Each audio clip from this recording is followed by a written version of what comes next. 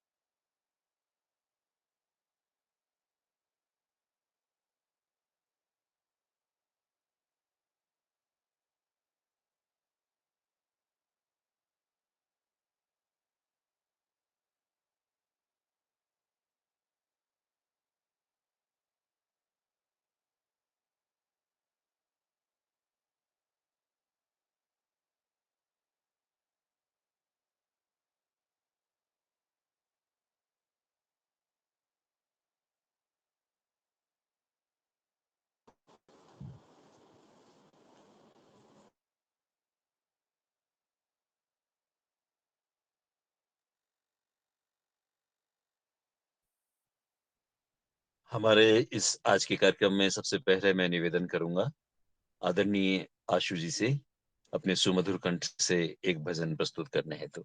जी, नमस्ते जी।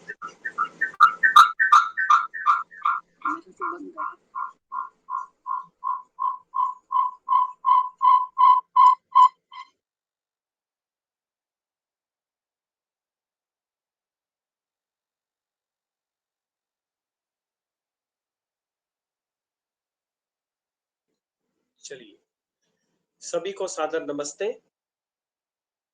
आवाज इको तो नहीं हो रही? आवाज आ रही है सबको? आ रही है। ओम ओम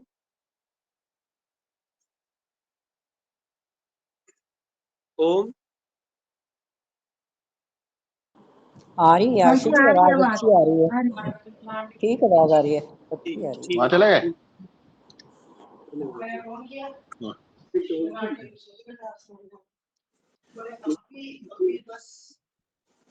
जी, म्यूट कर लीजिए। हम तो जाना नहीं चाहते थे, बच्चे परेशान हो गए, है नहीं, लेकिन वो आ रही है, मेरी बेटी आ रही है, रात को 10:30 बजे पहुंचेगी। वो माना नहीं, आया, सामान बांधा और रेडी। और अभी तो हम सुशील के गए, अभी तो बस पहुंचे ही हैं, दोनों भाइयों को बातचीत करनी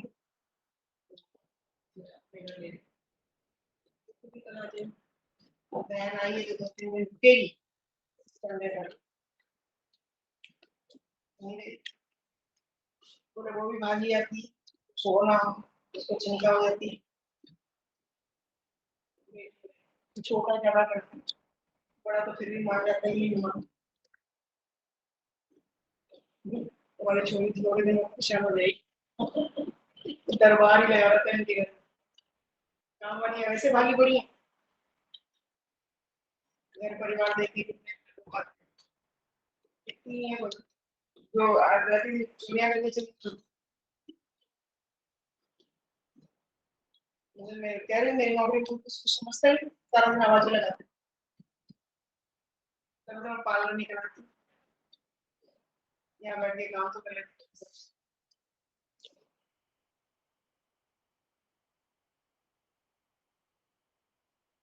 ओम ओम। जी अभी समय भजन का है, अपना अपना कृपया म्यूट करें।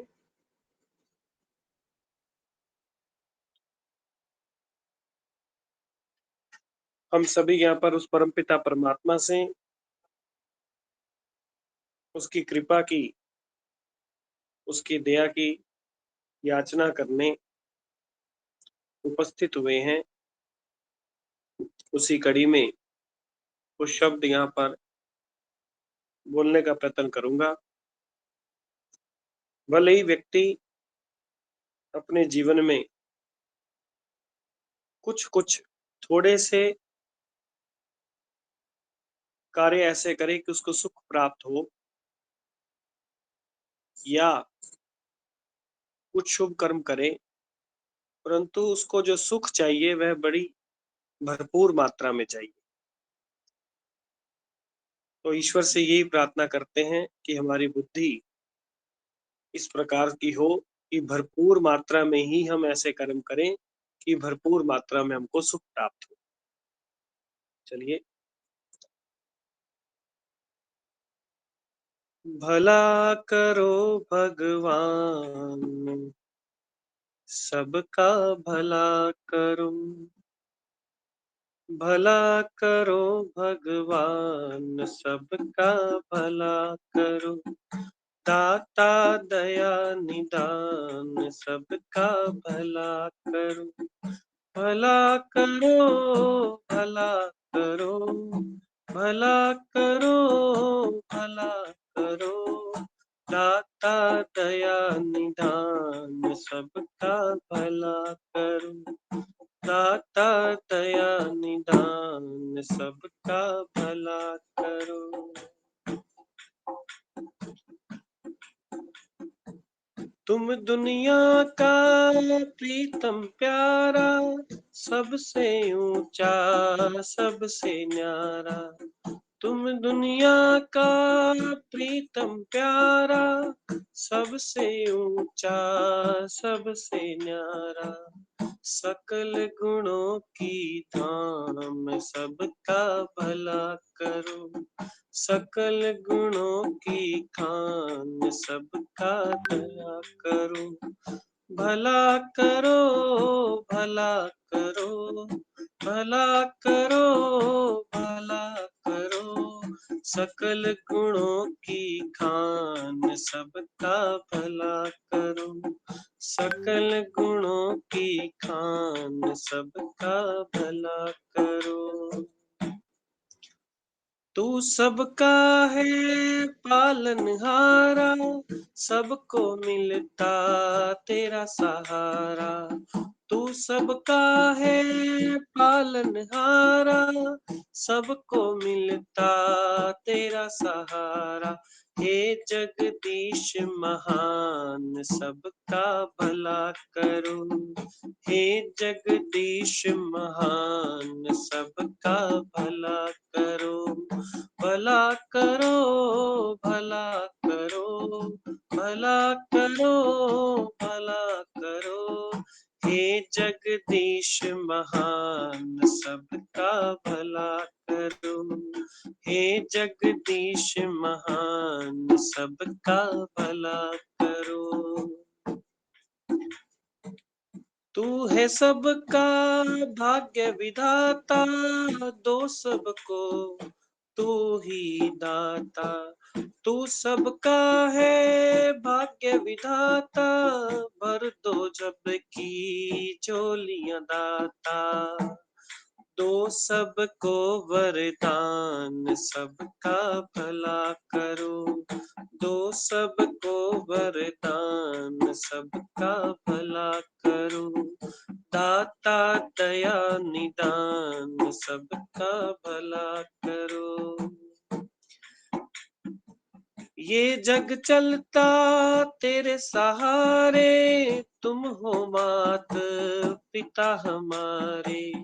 ये जग चलता तेरे सहारे, तुम हो मात पिता हमारे। हम तेरी संतान सबका भला करो, हम तेरी संतान सबका भला करो। दाता दया निदान सबका भला करो, दाता दया निदान सबका भला करो। भला करो भगवान सबका भला करो, भला करो भगवान सबका भला करो। धन्यवाद जी।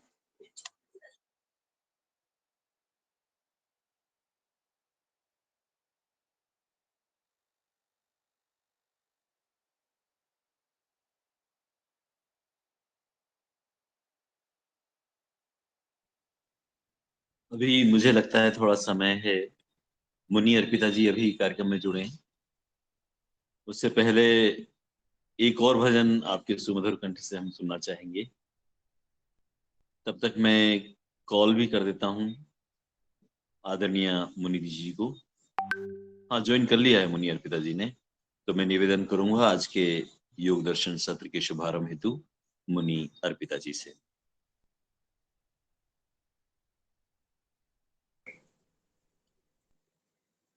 ओ ओ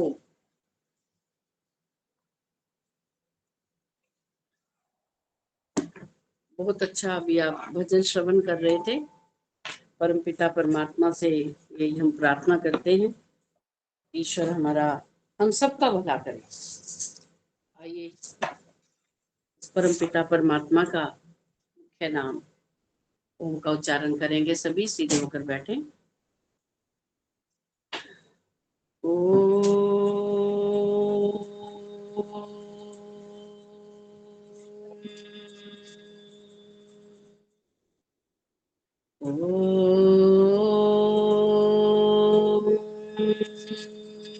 सहना भवतु सहनो भुनक्तु सवीर्यं करवावहै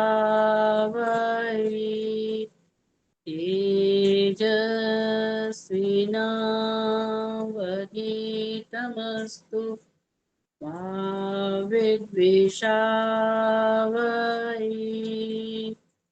ओम शांति शांति शांति। सभी को सादर नमस्ते जी। योग दर्शन की कक्षा में आप सबका स्वागत है। हम योग दर्शन के साधन पाठ यम और नियमों के पालन से हमें क्या लाभ की प्राप्ति होती है, इसको हम पढ़ रहे थे। तो हमने महर्षि पतंजलि के इन सूत्रों के माध्यम से यमों के बारे में पढ़ा और फिर नियमों के बारे में हमने प्रारंभ किया था कि हमें उनका यदि हम पालन करते हैं तो हमें उनसे, एक जगह पर तो देखो ये लिखा कि अस्ते अस्ते प्रतिष्ठायाम सर्व रत्नोपस्थानम। यदि हम अस्ते का पालन करते हैं मन वचन और वाणी से, कर्म से, तो हमें रत्नों की प्राप्ति होती है। तो ये जो संसारिक रत्न है ना, हीरे मोती बहुमूल्य पदार्थ, उनकी बात नहीं हो रही। उनकी तो फिर भी कोई कीमत है। ऐसे रत्न जिनकी कोई कीमत ही नहीं है, तो ऐसे परमपिता परमात्मा की कृपाओं की प्राप्ति होती है जो कि धन से नहीं तोली जा सकती। तो हमने यमों के विषय में पढ़ा, फिर ब्रह्मचर्य के विषय में हमने पिछली बार पढ़ा था। अपरिग्रह के विषय में भी हमने पढ़ा कि हमें जितने भी हानिकारक हमारे विचार हैं, अनावश्यक वस्तुएं हैं, उनका हमें त्याग करना चाहिए। क्योंकि यही जो अनावश्यक या हानिकारक पदार्थ हैं या वस्तुएं हैं, वो हमारे मार्ग में बाधा उपस्थित करते हैं, वो हमारी गति आगे नहीं बढ़ने देते। यदि तो पदार्थ हैं संसार के, तो उनके रख रखाव में ही हम अपने जीवन का बहुत सारा समय व्यर्थ गवा देते हैं और यदि मानसिक रूप से हम कुछ ऐसे विचारों को सोच रहे हैं कि हमारे मन मस्तिष्क में जो समय बीत चुका उस समय की कोई घटनाएं दुर्घटनाएं हैं, तो उनके विषय में भी चिंतन करने पर हम फिर परमात्मा की प्राप्ति का हम चिंतन नहीं कर सकते, तो उसकी भी हमें हानि है। तो अपरिग्रह का पालन हमें करना चाहिए, उन पदार्थों को त्याग करके दृढ़ता पूर्वक हमें त्याग कर देना चाहिए, जिससे कि हम फिर अपने विषय में सोचेंगे कि हमारा ये वर्तमान जन्म क्यों हुआ, हम क्या करने आए थे, पिछला जन्म हमारा कैसा था, आगे कैसा हो सकता है, और हमारे इस मनुष्य योनि का मुख्य उद्देश्य क्या है। तो जब हमारे मस्तिष्क में अनावश्यक बातें नहीं रहेंगी, विचार नहीं उठेंगे, तो फिर हम अपने जीवन के विषय में सोचेंगे।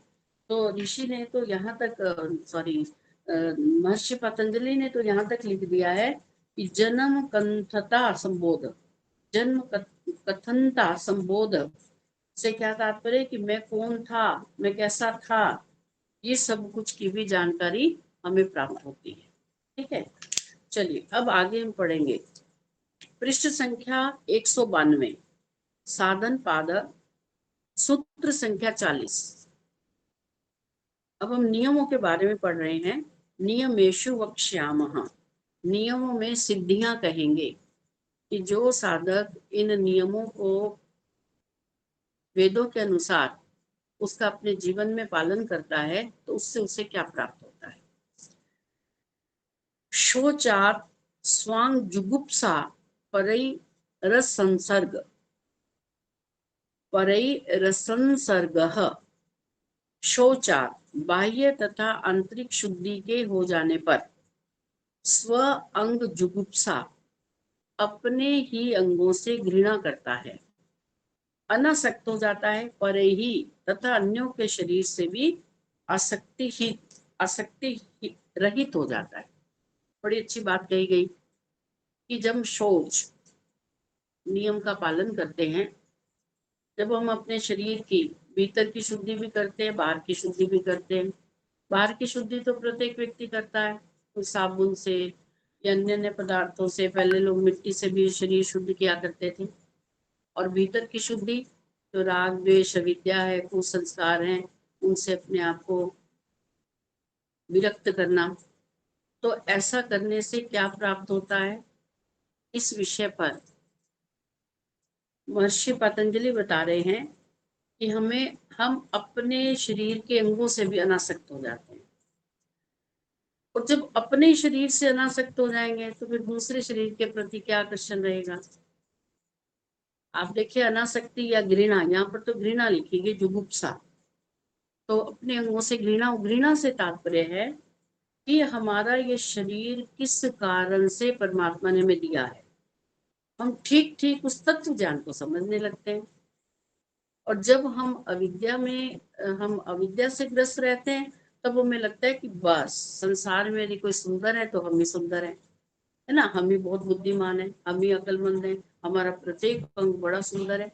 और हम उस अंगों को सजाने संवारने के लिए कि लोग हमें देखें, लोग हमारी प्रशंसा करें, दिन भर इसी काम में लगे रहते हैं। कभी बालों को डाई कर लिया, कभी शैम्पू कर लिया, कभी बड़ी अच्छी कटिंग करा ली, हम सुंदर दिखाई दे। ऐसे ही शरीर के अन्य अंगों के विषय में तो हम जब शौच यानी कि शुद्धि को हम मन वचन और कर्म से करते हैं, तब हमें इस शरीर के रचना का ठीक ठीक ज्ञान होता है।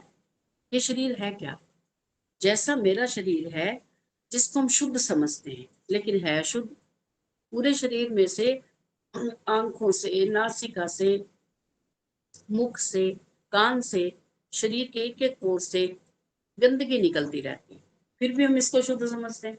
हम कहते हैं नहीं ये तो बहुत सुंदर है।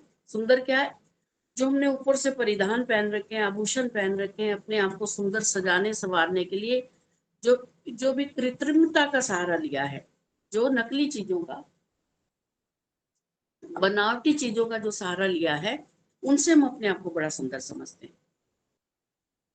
तो यहाँ पर महर्षि बता रहे हैं कि जब बाहरी और आंतरिक, जब हम शुद्धि, अपने शरीर की शुद्धि करते हैं, तो हमें अपने ही अंगों से, अनासक्ति से तात्पर्य अपने अंगों के बारे में ठीक ठीक ज्ञान होता है कि वास्तव में जो हमारी ज्ञान इंद्रियां, कर्म इंद्रियां हमें मिली किस लिए हैं, क्या केवल सुंदरता, इसकी सुंदरता को और बढ़ाकर समाज के सामने प्रस्तुत किया जाए इसलिए मिली है? ये इनका कुछ और कार्य है। फिर हमें बात समझ आती है, इनका तो कुछ और कार्य है, इनको तो किसी और कार्य में लगाना है। ये केवल सुंदरता दिखावा मात्र नहीं है, ये तो बहुत महत्वपूर्ण है। ये इन इंद्रियों के होने से हम उस रास्ते पर बढ़ सकते हैं, लेकिन हमने इन इंद्रियों के होने से इस रास्ते पर जाने की बजाय इस रास्ते पर बढ़े। तो हमें प्राप्त क्या होना था? अभी भजन से पहले आप सुन रहे थे कि हम चाहते हैं कि हमें सुख मिले, और सुख कितना मिले? बहुत सारा सुख मिले। और कर्म हम करते नहीं, कर्म हम इतने से करते हैं और सुख हम बहुत सारा चाहते हैं। तो ये इंद्रियां जो हमें प्राप्त हुई है, किस लिए प्राप्त हुई है? हमने इसको समझा ही नहीं। कभी हमने शरीर रचना को ध्यान से देखा ही नहीं। शरीर के अंगों के बारे में कभी हमने साधना में बैठकर विचार ही नहीं किया कि इन अंगों से हमें क्या करना है। ये तो बाहरी रूप से बेशक गोलक दिखाई दे रहे, लेकिन कार्य करने में सहायता तो इन्हीं से मिलती है ना। नासिका से हम गंध ग्रहण करते हैं, नेत्रों से हम देखते हैं, कानों से सुनते हैं। तो हम इन इंद्रियों को जब हम सोच के अर्थात बाहरी और आंतरिक शुद्धि कर लेते हैं, तो हमें शरीर के प्रति इसका ज्ञान आता है। ज्ञान हमारे भीतर उत्पन्न होता है कि ये जो शरीर है यह शुद्ध ही है। सही कहा था कि अविद्या, अस्मिता, राग, द्वेष में जो अविद्या है, वो सबसे पहली जो अविद्या है, शुद्ध को शुद्ध समझना, अशुद्ध को शुद्ध समझना। तुम शरीर को तो शुद्ध समझते हैं, हम सोचते हैं एक बाल्टी से हम नहा लिए तो शरीर हमारा शुद्ध हो गया, बस अब बहुत बहुत सुंदर हो गया, अब इसको अन्य अन्य प्रसाधनों से बड़ा सुंदर कर लो। तो यहाँ पर कहा कि जब हम इस शुद्धि की तरफ ध्यान देते हैं, तब हमें इसी शरीर से अनासक्ति हो जाती है। इसका तात्पर्य ये नहीं है कि इस शरीर की हम देखभाल नहीं करेंगे, इसको हम इसको साफ नहीं रखेंगे, स्वच्छ नहीं रखेंगे, स्नान नहीं करेंगे, ऐसा नहीं। लेकिन इसको साफ सुंदर बनाने का जो हमारा उद्देश्य है वो बदल जाता है। वो उद्देश्य बदल जाता है कि कोई हमें देखकर ये कह रहा है कि आप बड़े सुंदर लगते हो। फिर क्या चीज सुंदर लगती है? अब मैं अपनी एक छोटी सी बात बताऊं। मुझे कहा कि आपने ये क्यों सब कर लिया, ऐसा तो शोभा नहीं देता। इनका कोई बात नहीं, शोभा की बात कोई बात नहीं। तो कहते कारण क्या? मैंने कहा कारण कुछ नहीं, दो चार लोगों ने कहा कि आपकी फोटो बहुत सुंदर आती है, बाल बड़े सुंदर। मैंने कहा अरे ये बाल ही अड़चन बन गए, 4 बार फिर दर्पण देखना पड़ता है, सच में सुंदर है। अरे छोड़ो इसको, नहीं सुंदर तो नहीं। क्या बालों के कारण हम सुंदर है? क्या शरीर के कारण सुंदर है? क्या हमारी सुंदरता क्या है? किस चीज के कारण हम सुंदर हैं?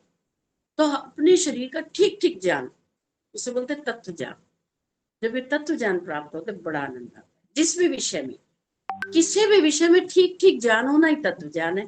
जब ये तत्व ज्ञान प्राप्त होते फिर बड़ा आनंद आता है। फिर लगता है कि वास्तव में हमारा जीवन इसी तत्व ज्ञान को प्राप्त करने के लिए हुआ है, और हम तो कहीं और किसी और चीजों का ज्ञान प्राप्त कर रहे हैं।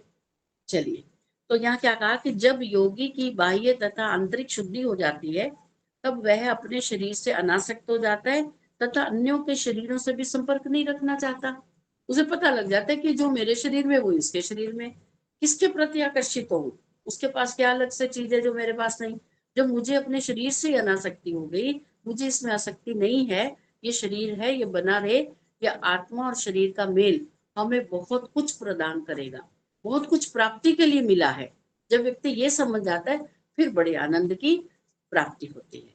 तो वो कह रहे हैं कि शरीर, अन्य के शरीरों से भी संपर्क वह नहीं रखना चाहता। चलिए आगे व्यास भाष्य पढ़ते हैं। सोच का फल।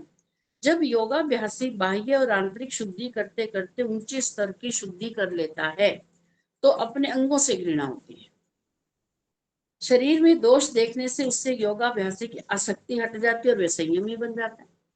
पहले जब नहीं समझ आती थी तो यही सोचते थे कि ये शरीर का तात्पर्य क्या है, आंखों का, कान का, नासिका का, बालों का, ये शरीर बड़ा सुंदर बने, कोई लोग कम से कम मुड़ मुड़ के देखें कि अरे वाह कमाल हो गया, ऐसा तो व्यक्ति देखा ही नहीं। अब कैसा लगता है? तो लगता है कि नहीं, वो कैसा है, वास्तविकता तो यही है हमारे शरीर की। वास्तविकता तो यही, जैसे जैसे शरीर रचना के बारे में समझ आती है, वैसे वैसे शरीर से भी आसक्ति हट जाती है और दूसरे के शरीरों में भी आकर्षण नहीं रहता। ये जो आकर्षण है, ये हमारे मार्ग में बहुत बड़ी बाधा है। जो हमारे आंतरिक रूप से आकर्षण है वो तो बाधा है ही है, जो बाहरी रूप से भी आकर्षण है कि उसके कपड़े बहुत सुंदर है, उसकी साड़ी बहुत सुंदर है, वो बड़ा सुंदर लग रहा है, इसी आकर्षण के कारण ही तो मेल फीमेल एक दूसरे से जुड़ते हैं। भीतरी आकर्षण तो बाद में पता चलता है कि कौन कैसा है। पहले तो बाहरी सोच दिखाई देता है कि बहुत सुंदर है, इसकी आंखें सुंदर है। लेकिन जब ये सोच की इस सूत्र के द्वारा बहुत अच्छी बात बताई कि जब कोई योगाभ्यासी अपनी बाह्य और आंतरिक शुद्धि करता है और ऊंचे स्तर तक पहुंच जाता है, तब उसे अपने ही अंगों से ऐसा लगता है कि बस अब ये निवृत्ति हो गई, मतलब इससे हमें कोई इतना लाभ नहीं जितना हम सोच कर बैठे थे। अर्थात लाभ से तात्पर्य ये नहीं कि ये बिना लाभ के ईश्वर ने दे दिए, लाभ से तात्पर्य कि इनसे जो लाभ लेना चाहिए था हम वो नहीं ले रहे। हम तो ऐसे ही पेड़ के पत्ते पत्ते गिन रहे हैं। मूल तो तब पता चलता है जब इन अंगों के विषय में, इस शरीर के विषय में हम ठीक प्रकार से जाने समझें। अन्यों के शरीरों से भी उसका संसर्ग अर्थात आसक्ति छूट जाती है। शरीर के स्वभाव को शुद्ध जानकर वह उसको त्यागने का इच्छुक बन जाता है। जल आदि से शुद्धि करने पर भी उसको अपना शरीर अशुद्धि दिखता है। शरीर की शुद्धि के लिए जो लोग विशेष प्रयत्न नहीं करते, उनके शरीरों के साथ योगी की आसक्ति कैसे रह सकती है? तो ये तो बाहरी शुद्धि तो होनी चाहिए, साफ सुथरा तो होना चाहिए, लेकिन ये सोचे कि आकर्षित कैसे हो, हम किसी के आकर्षण का केंद्र कैसे बने। तो ये जो आसक्ति है दूसरे के शरीर से वो हट जाती है। मानव का शरीर धर्म, अर्थ, काम और मोक्ष का साधन है। ठीक है, तो शरीर का होना तो अत्यंत आवश्यक है। हमारे अंग प्रत्यंग ये अंग ठीक प्रकार से कार्य करें, ये तो आवश्यक है, क्योंकि ये एक साधन है कि हमें मोक्ष तक पहुंचाने के लिए और अन्य कार्य करने के लिए, शुभ कर्म करने के लिए और ऐसे निष्काम कर्म करने के लिए जिससे कि हम इस मार्ग पर चल सकें। इसके लिए तो शरीर की अत्यंत आवश्यकता है। इसके बिना वह कुछ भी कार्य नहीं कर सकता, ऐसा जानना चाहिए। परंतु अपने शरीर में जो आसक्ति उत्पन्न होती है वह ईश्वर उपासना में बाधा उपस्थित करती है, सबसे बड़ी बात। आप देखिए, हम अपनी दिनचर्या में शरीर की स्वच्छता के लिए कितना टाइम देते हैं और भीतरी स्वच्छता के लिए कितना टाइम देते हैं और बाहरी सुंदरता में कितना टाइम देते हैं। कभी नोट करना कि बाहरी सुंदरता के लिए, जैसे हम कहते हैं कि ये आर्य समाज है, वैसे तो बहुत अच्छा है, इसका सौंदर्यीकरण करो। और सौंदर्यीकरण के लिए तो खूब खूब लिपा पोती करनी पड़ेगी, है ना। बढ़िया बढ़िया वृक्ष लगाएं, बढ़िया पेड़ पौधे फूलदार लगाएं, पर्दे बढ़िया लगे वगैरह वगैरह, पेंट बढ़िया और सब कुछ, वो सौंदर्यीकरण के लिए। तो सौंदर्यीकरण अत्यंत आवश्यक है, या वास्तव में ऋषि के सिद्धांतों के अनुसार आर्य समाज के सदस्य उस पर चले, वो आवश्यक है। आप विचार करके देखिए कि किसी भी स्थान का सौंदर्यीकरण अत्यंत आवश्यक है, या ऋषि के सिद्धांतों के अनुसार वो समाज कार्य करे, वो आवश्यक है। तो आप भी इस बात को स्वीकार करेंगे भी सभी लोग ऋषि के सिद्धांत के आधार पर चले, वेदों के आधार पर चले, वेदों के अनुसार जीवन चले, वो ज्यादा आवश्यक है। सौंदर्यीकरण भी आवश्यक है, लेकिन वो ज्यादा अत्यंत आवश्यक है। तो यहाँ पर कहा कि ये सौंदर्यीकरण हमारे विशेष जो हमारा उद्देश्य है उसमें बाधा उपस्थित करता है। हम काम क्या करना चाहते हैं हम करने लग जाते हैं सौंदर्यीकरण में। ऐसे शरीर से हमें इस शरीर की आवश्यकता है, स्वच्छ रखना चाहिए इसे, ये प्रतिपल अशुद्ध होता रहता है, तो स्वच्छ तो हमें रखना चाहिए, बहुत अच्छी बात है। लेकिन इसकी सुंदरता के लिए हम सारी आयु प्रयास करते रहते, सारी आयु हम सुंदर दिखाई दें, बस भीतर से कैसे हैं वो नहीं, बाहर से सुंदर दिखाई दे। तो ये सुंदरता के लिए खर्च में किया गया समय, आपके पास फिर शेष समय कितना बचता है कि आप ईश्वर प्राप्ति में लगा सकते, इसी में लगाते रह जाते हैं। तो यहाँ पर कहा कि अपने शरीर के सौंदर्य को देखकर व्यक्ति सुख का अनुभव करता है और बहुत सा समय शरीर को सुंदर बनाने में समाप्त कर देता है। सत्संग अब करें क्या फिर, या शरीर को सुंदर नहीं बनाए? शरीर इतना सा तो होना चाहिए कि कोई देखकर मुंह परे ना करे। ठीक है, शरीर में जो परमात्मा ने हमें हमारा नाक, कान, हाथ, पैर जैसे दिए वो तो वैसे ही है। अब इनकी और सुंदरता के लिए हम इस पर कुछ और टीका टिप्पणी करके ये कहें कि हाँ हमें आप देखते रहो, उसकी आवश्यकता नहीं। तो फिर हम करें क्या? तो आगे ऋषि ने बताया कि सत्संग, स्वाध्याय, ईश्वर उपासना, आत्मरीक्षण के लिए उसके पास समय शेष नहीं बचता है, यदि वो केवल शरीर की सुंदरता पर बल देता है, समय खर्च करता है। शरीर के साथ व्यक्ति का स्वस्वामी संबंध भी हो जाता है। स्वस्वामी संबंध योगाभ्यास में अत्यंत बाधक है। कई बहनों को, कईयों को देखा कि वो बात तो करेंगे ईश्वर की शुरू, लेकिन वो सारा समय अपने शरीर पर लगा देंगे। कि हमारे घुटने काम नहीं करे, आंखों का ऑपरेशन हो गया, करे क्या जी, उठा नहीं जाता। भाई ये तो शरीर में धीरे धीरे निर्बलता होगी, उसकी चर्चा आप करते रहेंगे तो फिर ईश्वर प्राप्ति के लिए समय नहीं बचेगा। तो वो कह रहे हैं कि जब हम अब सारा का सारा समय अपने शरीर के संबंध में विचार करने में लगा देते हैं, तो ईश्वर के बारे में कब विचार करेंगे बताओ। इतने से तो हमें अब तक समझ आ जानी चाहिए कि शरीर के अंगों में धीरे धीरे शिथिलता तो आएगी। अब हमें लग रहा है कि ओहो, अभी तो हमें समझ आई थी कि ईश्वर प्राप्ति की तरफ कैसे बढ़े, अभी शरीर जवाब दे रहा है। ऐसे ही प्रत्येक जन्म में हुआ है, विचार करके देख ले, प्रत्येक जन्म में ही ऐसा हुआ। समझ आई कि ये कार्य करना चाहिए, तब तक हमारा समय समाप्त हो गया। तो इसलिए ईश्वर प्राप्ति के लिए, चाहे वो स्वाध्याय है, चाहे सत्संग है, चाहे ईश्वर प्रणिधान है, उसको छोड़ना नहीं चाहिए। प्रतिदिन कीजिए, प्रतिदिन आपको लाभ हो रहा है या नहीं हो रहा, उसको छोड़ना नहीं, दीर्घ काल तक निरंतर इस कार्य को करते चले जाए। शरीर को अपना मानने से अच्छा भी है कि स्वस्वामी संबंध, भाई ये मेरा शरीर है, आए मेरा शरीर खराब ना हो जाए, आए मेरे शरीर को क्या हुआ, यहाँ पे कुछ निकल आया इसको ठीक करो, ये रंग मेरा काला हो गया इसको ठीक करो, ये क्या हो गया बाल झड़ रहे हैं, ये सारा दिन इसमें व्यतीत हो जाता है। तो फिर ईश्वर प्राप्ति के लिए कहाँ समय है। इन्हीं 24 घंटों में हमारे ऋषि मुनियों ने ईश्वर को पाया। उनके लिए कोई एक दिन में 48 घंटे नहीं थे, यही समय था।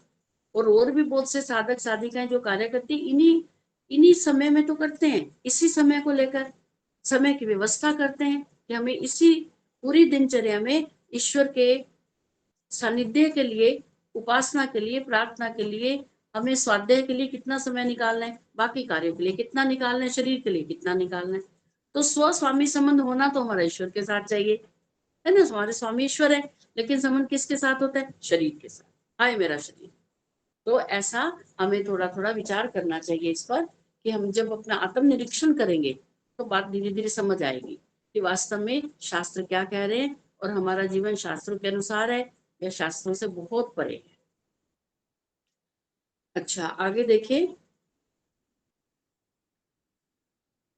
शरीर को अपना मानने से मिथ्याभिमान उत्पन्न होता है कि मेरा शरीर बहुत सुंदर है, औरों के शरीर तो कुछ भी सुंदर नहीं है। ऐसा लगता है ना, समाज में हम देखते हैं ऐसा ही। कुछ लोग तो 80-90 साल के हो गए, उनको भी आज लगता है कि मेरे जैसा कोई नहीं, मेरे जैसा सुंदर कोई नहीं, मेरे जैसे बाल किसी के नहीं। क्या करोगे वो सब। यदि हम अपने बालों को, मान लो हमें बाल बड़े सुंदर लगते हैं। एक हमारे आचार्य जी थे, उपाचार्य जी, अजमेर में, तो उन्होंने बड़ी सुंदर व्याख्या की शरीर के विषय में। उन्होंने कहा आपको लगता है ना कि आपका शरीर बड़ा सुंदर है, आपको लगता है बाल बड़े सुंदर है, तो आप अपने खाने की थाली में किसी दिन आपका ही बाल, आपके 2-4 बाल खाने में रख ले। आपका शरीर बड़ा सुंदर है, कहीं ब्लड आ जाए, जो ब्लड की 2-4 बूंदे रोटी पर डाल ले, आप खाना भी नहीं खा पाओगे। जिन बालों को आप बड़ा सुंदर कहते हो वो आप ही के तो बाल हैं। कोई बात नहीं, रोटी में आगे तो क्या हुआ, खा जाओ उसको। खा पाएंगे, नहीं खा पाएंगे। अपने शरीर की कोई पसीने की बूंदे सब्जी में गिर जाए, चाय में, दूध में गिर जाए, आप पियोगे। आप ही का तो पसीना है, कोई बात नहीं। तो जब आप इस प्रकार से उसका चिंतन करोगे तब आपको बात समझ आएगी कि भाई इस अविद्या को दूर करो। जब तक इस संबंध में हमें ज्ञान प्राप्त नहीं होगा, हमारा संबंध शरीर के साथ अत्यंत घनिष्ठ है ऐसा हम नहीं सोचेंगे, ऐसा हम सोचते रहेंगे तो हम इस मार्ग पर नहीं बढ़ पाएंगे। स्व स्वामी तो हमारा स्वामी तो परमात्मा है, और हमने इस शरीर को अपना समझ रखा है कि शरीर कहीं नहीं जाएगा, शरीर सदा रहेगा। ऐसा है नहीं। यह मिथ्याभिमान योग का विरोधी है। यदि योग करना है तो योग के लिए तो बहुत सा तप करना पड़ता है ना, बहुत कुछ। सभी को अपमान हो रहा है तो आने दो, कोई बात नहीं। कोई अच्छा नहीं समझ रहा तो कोई बात नहीं, आप अपना कार्य कर रहे हैं। आपका हृदय जानता है कि आप ईश्वर की तरफ बढ़ रहे हैं। कोई क्या कह रहा है, कोई क्या कह रहा है कि उसकी शक्ल अच्छी नहीं, उसकी हाइट छोटी है, वो मोटा है, वो ऐसा, बोलने दो। तो ये सब बाधाएं हैं हमारे मार्ग में, तो इन बाधाओं को हटाना अत्यंत आवश्यक है। यह मिथ्याभिमान योग का विरोधी है। इसलिए शरीर की अपवित्रता को देखकर उससे उत्पन्न राग को समाप्त किया जाता है। ठीक है, जैसा हमें शरीर के साथ, अपने शरीर के साथ राग है, ऐसे फिर कभी कभी दूसरे के शरीर के साथ भी बड़ा राग हो जाता है। लेकिन जब आप विद्या से अपने शरीर को देखेंगे तो उसी विद्या से दूसरे शरीर को भी देखेंगे। तो जब अपने शरीर से अनासक्ति होगी तो दूसरे शरीर से भी अनासक्ति हो जाएगी। तो फिर वो जो आकर्षण नहीं रहेगा, जो आकर्षण हमारे योग में बाधक है, बाधा उपस्थित करता है, फिर वो आकर्षण नहीं रहेगा। व्यक्ति दूसरे के शरीरों के सौंदर्य को देखकर मोहित हो जाता है, उससे काम वासना उत्पन्न होती है। और इस संदर्भ में न्याय दर्शन का, बस ये काम वासना के लिए सारी बातें बताई गई हैं। तो न्याय दर्शन में कहा कि शरीर में राग आदि उत्पन्न होने के कारण शरीर को सुखदायी मानता है, कि हमें दूसरा व्यक्ति अच्छा लगता है। वो हमें कभी कभी तो हम उसे कहते हैं कि तो मेरा प्राण है, ये तो मेरी जान है, ये तो इसके बिना तो मैं रह नहीं पाऊंगा। तो सब कुछ फिर वो हम रह भी पाते हैं उसके बिना। जिसको हम कहते थे ये हमारे प्राण है, वो प्राण निकल जाते हैं, फिर भी हम रहते हैं। तो हमारी आसक्ति धीरे धीरे दूसरे लोगों से छूटने लगती है। जो रागात्मक संबंध है वो धीरे धीरे से दूर होने लगता है। काम वासना से युक्त व्यक्ति योग मार्ग पर नहीं चल सकता। अभी काम वासना का शब्द आ गया, तो आज आप देख रहे हो आज संसार में बहुत बड़ी समस्या हो गई है काम वासना के संबंध में। इसमें काम वासना ने सारे संबंधों की हदें तोड़ दी।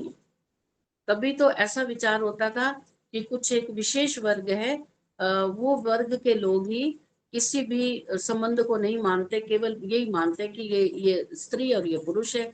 ना अपनी बेटी को, ना बहन को, ना मौसी की बेटी को, किसी को नहीं मानते। बस उनके दृष्टिकोण में तो सभी स्त्री पुरुष आपस में कोई भी विवाह कर सकता है। वो कभी एक विशेष के अंतर्गत ऐसा विचार करते हैं। आज ये रोग सबको लग गया। आज ये रोग ऐसा भयंकर हो गया है कि हम ऐसा देखते हैं कि एक ही माँ से उत्पन्न पुत्र और पुत्री, ऐसे लोगों का विवाह हो गया। कहाँ ऋषि दयानंद ने विवाह के लिए कितनी सुंदर व्यवस्था बनाई थी, इतने सुंदर सिद्धांत बताए थे कि जो लड़की है और लड़का है वो कोसों दूर के हों, पास के भी ना हो, और यहाँ पर तो एक ही माता पिता के बच्चे। तो ये काम वासना कैसे दूर होगी? जब तक हम ईश्वर को ठीक से नहीं समझेंगे, जब तक हम यम नियमों का ठीक से पालन नहीं करेंगे, जब तक हम अच्छे गुरुजन की शरण में नहीं जाएंगे। कौन समझाएगा? आप बताओ, हम जैसे आयु के लोग भी नहीं ये बात समझ पा रहे, तो हमारी जो संतान है, युवा लोग, उनको कौन समझाएगा? वो कैसे समझेंगे इस बात को? कोसों दूर है उनसे ये विद्या। तो हमारा कर्तव्य बनता है कि हम इन वैदिक सिद्धांतों को बच्चों को समझाएं। ऐसी कुछ व्यवस्था करें कि युवा बच्चों को इकट्ठा करके उनको जितनी भी आप में योग्यता है उनको समझाइए, उनको बताइए कि वास्तविकता क्या है। नहीं तो ये आप समाज में देख रहे हो कि इतनी, मतलब इस संबंध में क्या बताएं, आप सभी लोग जानते हो। तो इस संबंध में हमें विचार करना चाहिए। आगे देखिए, काम वासना से युक्त व्यक्ति योग मार्ग पर नहीं चल सकता। सीधी सी बात, वो ईश्वर को जान ही नहीं सकता, ठीक से नहीं समझ सकता। शरीर की शुद्धि करते रहने पर उसके अशुद्ध दिखने से अपने शरीर में राग नहीं रहता, अन्यों के शरीर में भी आसक्ति नहीं रहती, तथा सुंदर शरीरों को देखने से काम वासना उत्पन्न नहीं होती। इसका परिणाम यह है कि साधक भोग मार्ग को छोड़कर योग मार्ग पर तीव्र गति से चलता है। तो ये जो सोच है, ये हमें बता रहा है कि ये जो हम भोगते रहते हैं और बड़े आनंद में रहते हैं, और उसको हम ये समझते हैं कि बस यही हमारा मुख्य लक्ष्य है। आप सामान्य व्यक्तियों से बात करें कि आप मनुष्य योनि में आपका लक्ष्य क्या, कहते हैं जी बस एक ही लक्ष्य है, हमारे पुत्र युवा हुए, इनका विवाह हो जाए। इनके विवाह हो गए, वो कहते हैं बस एक ही लक्ष्य, इनके बच्चे हो जाए। बच्चे हो गए तो बस फिर उनको पालना शुरू कर देते हैं, उनके लिए धन जोड़ना शुरू कर देते हैं। जो हमारा वास्तव में मुख्य लक्ष्य है, वहां तक पहुंचना तो दूर की बात, वाचनिक रूप से भी नहीं पता कि वास्तव में करने क्या है। मुंह से बोलते तक नहीं कि नहीं, हमारा तो उद्देश्य इस सारे संसार, अपने गृहस्थी के कार्यों को पूरा करके फिर वानप्रस्थ लेके ईश्वर को जानना है। नहीं, वो कहते बस बच्चों की शादी हो जाए, फिर इनके बच्चे हो जाएं, फिर चलो जी हमारी पुत्र वधू भी काम कर रही है, अब उनके बच्चों को संभाल ले हम, फिर ये कर ले, फिर वो कर ले, धन जोड़ ले, बस ये वो करते करते फिर गाड़ी आ जाती है, चलने का समय हो जाता है। तो ये कार्य जब जितना जितना समझ आ गया है, उतने उतने उस कार्य को अपने जीवन में धारण करके वो कार्य प्रारंभ कर देना चाहिए। हमने हर युग में यही कुछ किया कि इस बार जान लेते, अगली बार कर लेंगे। वो अगली बार कब आएगी बताओ? वो अगली बार इतनी जल्दी नहीं आएगी। इस यदि जन्म में वही कार्य करते रहे तो उसके संस्कार पक्के होंगे। जो भी कार्य हम करेंगे उसी के तो संस्कार पक्के होंगे। जिस चीज की हमने दुकानदारी की है उस दुकान को हम जितना खोलेंगे उतना ही तो लाभ होगा। तो ईश्वर से संबंधित हम जितना जुड़ेंगे, जितना हम ज्ञान प्राप्त करेंगे, अपने जीवन में धारण करेंगे, उसी के तो हमारे शुभ कर्म बनेंगे। तो हमें इस बात का ध्यान रखना चाहिए कि इस आजकल की जो जनरेशन है वो भोग मार्ग पर पूरी दल बल के साथ उन्होंने चढ़ाई कर दी है। और आज के समाज में अपने बच्चों को रोकना बहुत अत्यंत आवश्यक है।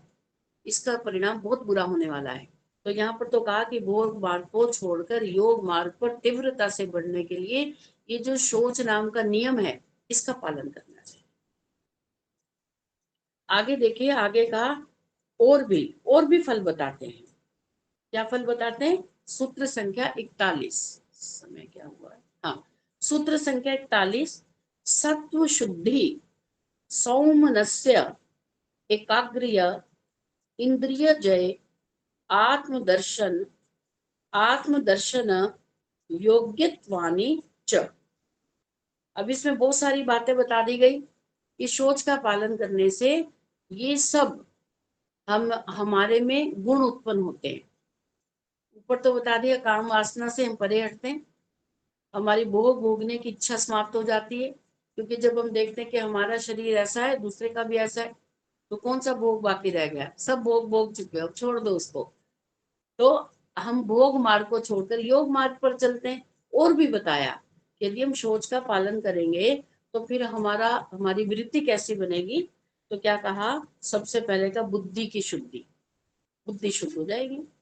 अभी पिछले बुधवार से पहले एक आपको बताया भी था, पूरी बात नहीं हो पाई थी। एक युवा ही है, कोई लगभग 28-30-35 वर्ष का होगा। तो उसने इस विषय को उठाया। उसने कहा, मुनि जी हमने इन सूत्रों को पढ़ा है और उसमें कहा कि काम वासना को समाप्त करना चाहिए, लेकिन हम तो गृहस्थी हैं, अभी हमारी 35 और 40 के बीच में आयु है और हम बहुत प्रयास करते हैं कि इस प्रकार का कार्य हम ना करें, तो मुझसे कैसे बच सकते हैं? भाई आप गृहस्थी में हो, गृहस्थी में सोच समझ कर गए हो, और गृहस्थी में क्या करने गए हो? अब ऐसा लगता है कि गृहस्थी का जो एक विकल्प है, गृहस्थी जो है उसका प्राय यही है काम वासना। गृहस्थी का तात्पर्य काम वासना, ऐसा नहीं है, ऐसा शास्त्रों में कहीं नहीं लिखा। तो यहाँ पर ये बताया कि यदि आप शौच नाम के नियम का पालन करेंगे तो आपकी बुद्धि की शुद्धि होगी। बुद्धि में अपने आप आपके नवीन नवीन विचारधाराएं उत्पन्न होगी कि इस भोग को छोड़कर हम योग की तरफ कैसे बढ़े। पालन करना पड़ेगा मन वचन और कर्म से। तो बुद्धि की शुद्धि, मन की प्रसन्नता। बुद्धि की शुद्धि के साथ ही मन भी प्रसन्न होता है। जब हमारी बुद्धि ठीक समय पर ठीक निर्णय लेने में सक्षम हो जाती है तो मन भी प्रसन्न रहता है, हमसे गलतियां बहुत कम होती हैं, हम ईश्वर की आज्ञा का पालन करते हैं। तो बुद्धि जब शुद्ध होती है तो मन भी प्रसन्न रहता है। एकाग्रता, एकाग्रता अर्थात कार्य करने में हम अपने मन को एक स्थान पर लगा नहीं पाते यदि हम शौच नाम के नियम का पालन नहीं करेंगे, एकाग्र नहीं हो पाते। जैसे हम कहते हैं ना कि आसन की सिद्धि करो, बिल्कुल सीधे होकर बैठो, आसन सिद्ध करो, ज्यादा हिलो डुलो नहीं। जब आप आसन की सिद्धि हो जाएगी तो मन भी टिक जाएगा, फिर मन में चिंतन करोगे वही चिंतन चलेगा। ऐसे ही स्वाध्याय करने के लिए भी एकाग्रता चाहिए। कोई भी कार्य आपने दिनचर्या में करना है, यदि उसमें सफलता प्राप्त करनी है, एकाग्र होना अत्यंत आवश्यक। आप टीवी भी देख रहे हैं और मन एकाग्र नहीं है, सामने टीवी चल रहा है और मन कहीं और है, तो उसका लाभ ही नहीं। पता नहीं कितनी न्यूज निकल गई, जो कुछ आप देखना चाहते थे पता नहीं कितना कुछ निकल गया, आपका मन ही नहीं है वहां पर।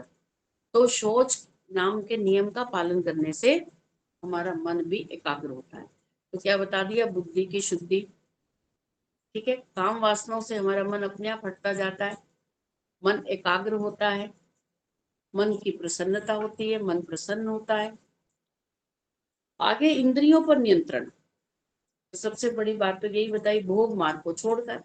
अर्थात जब हम अपने शरीर को देखते हैं और शरीर से ही हमारी आसक्ति समाप्त हो रही है, अनासक्त हो रहे हैं शरीर से, तो दूसरे के शरीर के प्रति भी हम आकर्षित नहीं होंगे। तो दूसरे के शरीर पर आसक्ति हमारी नहीं होगी तो हमारी इंद्रियों पर नियंत्रण हो गया। तो फिर क्या हो जाएगा? ब्रह्मचर्य। और ब्रह्मचर्य का बल कैसा बताया पीछे हमने पढ़ा, आगे बताएंगे, आगे और भी बताएंगे। तो ब्रह्मचर्य वाला व्यक्ति क्या क्या प्राप्त करता है, तो हमारी इंद्रियों पर नियंत्रण होता है तथा आत्मा व परमात्मा को जानने की योग्यता प्राप्त होती है। कितनी बड़ी बात है। इन यम नियमों के पालन से हमें क्या क्या प्राप्त होते हैं, कैसे कैसे हीरे मोती रत्न प्राप्त होते हैं, इसमें तो अद्भुत कमाल कर दिया इसमें। तो परमात्मा को प्राप्त करने की योग्यता प्राप्त होती है। भोग मार्ग का धीरे धीरे निवृत्ति होती जाती है और योग मार्ग की तरफ हम धीरे धीरे बढ़ते जाते हैं। ऐसा इससे लाभ होता है। और जब योगी की बाह्य तथा आंतरिक शुद्धि हो जाती है तब बुद्धि की शुद्धि आदि योग्यता प्राप्त होती है। अब और भी शुद्धि का फल बताते हैं। शरीर की शुद्धि और आंतरिक शुद्धि से बुद्धि की शुद्धि होती है। शरीर की शुद्धि भी रखनी है, शरीर को भी साफ सुथरा। और आंतरिक शुद्धि क्या हुई, जो हमारे भीतर काम क्रोध लोभ वगैरह वगैरह है, अविद्याएं हैं, उन अविद्या को भी दूर करना। जब ये दोनों चीजों की शुद्धि हो जाएगी तो उस शुद्धि से हमारी बुद्धि शुद्ध होगी। अभी जो बताया उसी को नीचे थोड़ा डिटेल में बताया गया विस्तृत रूप से। शरीर के अशुद्ध अथवा रोगी होने से व्यक्ति की बुद्धि अशुद्ध और अल्प हो जाती है। शरीर के शुद्ध होने से बाहरी रूप से भी यदि कोई नहाता नहीं, स्नान नहीं करता है और अपने भीतर के राग द्वेष को दूर नहीं करता है तो उससे व्यक्ति भीतर की शुद्धि से मानसिक रोगों से पीड़ित होगा और बाहर की शुद्धि से शारीरिक रोगों से पीड़ित होगा। तो हमें दोनों प्रकार की स्वस्थता चाहिए तो फिर हम क्या करें, शौच का पालन करें, भीतर की अशुद्धियों को दूर करने का प्रयास करें और शरीर को भी स्वस्थ रखें। क्योंकि शरीर का प्रभाव बुद्धि मन इंद्रियों पर पड़ता है ना। जो अस्वस्थ शरीर है, तुम कहते हैं हमारा स्वास्थ्य ठीक नहीं, स्वास्थ्य ठीक नहीं तो मन भी ठीक नहीं होता, शरीर भी ठीक नहीं होता, बैठ नहीं पाते, साधना नहीं कर पाते, स्वाध्याय नहीं कर पाते। तो शरीर की शुद्धि होना भी, शरीर का स्वस्थ होना भी आवश्यक है। शरीर की शुद्धि अर्थात शरीर की स्वस्थता, शरीर की स्वस्थता अर्थात ईश्वर से जुड़ना, ऐसा समझें। और फिर इसको अपोजिट कर दें, शरीर स्वस्थ नहीं है तो मन भी स्वस्थ नहीं है, मन स्वस्थ नहीं है तो फिर ईश्वर से हम कैसे जुड़े। उनको हाय हाय करते रहेंगे, शरीर ठीक नहीं है, मन ठीक नहीं है। चलिए, तो इसका प्रभाव भी बुद्धि मन और इंद्रियों पर पड़ता है। जब व्यक्ति अति रुग्ण हो जाता है अथवा मध्य आदि अत्यंत रोगी होने से मध्य आदि पदार्थों का सेवन कर लेता है तो बुद्धि भ्रष्ट हो जाती है और मन इंद्रियां भी शुद्ध रूप में कार्य करना छोड़ देती हैं। शरीर के स्वस्थ मल रहित होने पर और उत्तम पदार्थों के सेवन से बुद्धि तीव्र हो जाती है। सात्विक भोजन खाने से शुद्ध होती है और तामसिक भोजन खाने से शुद्ध। राग द्वेष छल कपट करने से बुद्धि अशुद्ध होती है, राग द्वेष आदि छोड़ने से शुद्ध हो जाती है। तो शुद्धि का फल है कि उससे मन प्रसन्न होता है और मन की एकाग्रता की सिद्धि होती है, इंद्रियों पर विजय प्राप्त होती है, आत्म साक्षात्कार की योग्यता अर्थात भोगों से निवृत्ति और योग की तरफ बढ़ना। बाह्य और आंतरिक शुद्धि अपनी और अन्यों की उन्नति का कारण है। फिर जब व्यक्ति स्वयं शुद्ध हो जाता है उसे फिर वो परमात्मा की तरफ बढ़ता है, उसे ज्ञान प्राप्त होता है, फिर वो क्या करते हैं, परोपकार की तरफ। फिर वो कहते हैं कि देखो मैंने अपने आप को शुद्ध किया, मुझे इससे ये लाभ हुए, अब तुम भी करो, तुम्हें भी लाभ होगा। फिर वो छल कपट राग द्वेष से बिल्कुल निवृत्त होकर फिर वो दूसरों के लाभ के बारे में भी विचार करता है। इसलिए सभी मनुष्यों को बाह्य और आंतरिक शुद्धि करके अपना और अन्यों का कल्याण करना चाहिए। वेद में भी पवित्र होने की प्रार्थनाएं की गई हैं। तो यहाँ पर हम अपनी वाणी को विराम देते हैं। 41 सूत्र हो गए हैं, इनका थोड़ा सा स्वाध्याय कर लिया करें, थोड़ा पढ़ लिया करें और आपको आनंद आएगा। वैसे तो आपको सब पता है, आप सभी स्वाध्यायशील हैं, फिर भी कुछ नए शब्दों को आपको और समझ आ गई होगी तो इसको 1-2 बार पढ़े और फिर बैठकर चिंतन मनन करें कि दोनों प्रकार की शुद्धि करने से हम परमात्मा की तरफ बढ़ सकते हैं। यहीं पर कक्षा को समाप्त करते हैं। ओम शांति शांति शांति। परमपिता परमात्मा का धन्यवाद। आप सभी साधक साधिकाओं का विशेष धन्यवाद। सबको सादर नमस्ते। नमस्ते। सबको सादर नमस्ते जी। मुनि जी को भी नमस्ते।